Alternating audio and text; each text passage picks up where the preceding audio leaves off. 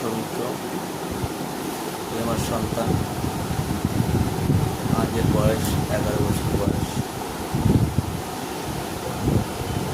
আমাদের বিবাহিত জীবন আজ 12 বছর পূর্ণ।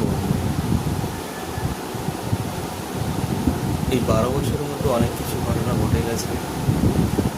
তার মধ্যে আজ 6 বছর ওকে নিয়েছিল।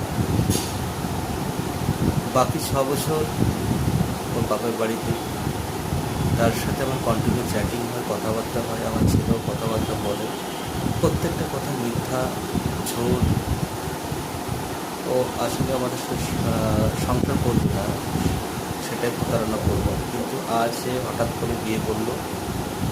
কিন্তু আমার সন্তানের কথা একবারও সে চিন্তা ভাবনা করলো না, না তার পরিবার করলো, না সেই ব্যক্তি যার সাথে 12 বছরের আজ সংসার, সে সব কিছু ভুলে গিয়ে নতুন ছেলের হাত ধরে চলে গেল।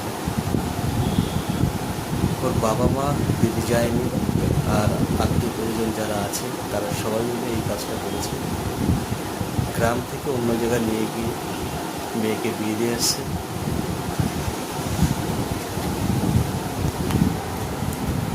কিন্তু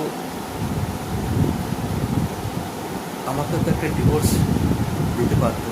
ডিভোর্সটা দিয়েই তো ও যা তাই করতে পারতো, কিন্তু সেটা সে করেনি। আমি না তার ফ্যামিলি করেছে, আর না সে করেছে। তা আমি চাই সে সুখে থাকুক, ভালো থাকুক। কিন্তু সে কোথায় থাকে বা কার হাত ধরে গেছে একটু দেখার খুব ইচ্ছা। যদি আপনারা এই ভিডিওর মাধ্যমে যদি একটু যোগাযোগ করে দেন, খুব ভালো। আবার তুমি কিছু বলো বলো उसके बारे में तो कुछ बताओ ना। ও ও আমাকে ছেড়ে চলে গেছিল, সেই জন্য আমি ওর সঙ্গে আর থাকবো না।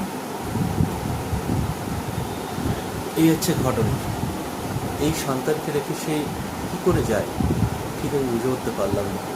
তা আপনাদের কাছে আমার করজোড়ে নিবেদন, তার নাম রীতা বিশ্বাস, বাড়ি পারিজাতনগর, বাবার নাম সুনীল বিশ্বাস। যদি